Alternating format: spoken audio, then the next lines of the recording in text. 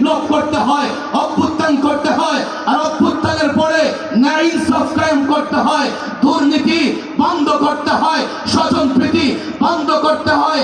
একটাই মডেল, একটাই আদর্শ, আল্লাহর নবীর সিরাত, আল্লাহর নবীর আদর্শ দিয়ে যদি আজও আমরা, যদি কেউ মনে করতে পারে বাকি জিন্দেগি থেকে শুরু করতে পারে, কেউ যদি মনে করে আমার কাফেলা আছে সে মাদানী জিন্দেগি থেকে শুরু করতে পারে, তবে রাস্তা একটাই, আল্লাহর নবীর আদর্শ দিয়ে যদি এই যুগেও কোন অভ্যুত্থানের সূচনা করা হয়, আল্লাহর কসম এই অভ্যুত্থান হবে, কিন্তু এই অভ্যুত্থানের পরে প্রকৃতপক্ষে শান্তি আসবে, বিশৃঙ্খলা থাকবে না।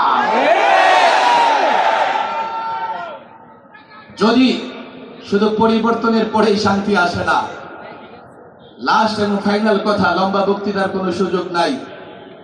ছাত্র সমাজ এখানে উপস্থিত, আমরা রাসূল সাল্লাল্লাহু আলাইহি সাল্লামের সিরাত কিতাবে পড়ি, আর সাহাবায়ে কেরাম স্বচক্ষে রাসূল সাল্লাল্লাহু আলাইহি সাল্লামের সিরাত দেখেছেন। কিতাবে যা পড়ি এটাও যদি সাহাবায়ে কেরামের মাধ্যমে এসে থাকে, সেটা গ্রহণযোগ্য না হলে গ্রহণযোগ্য না।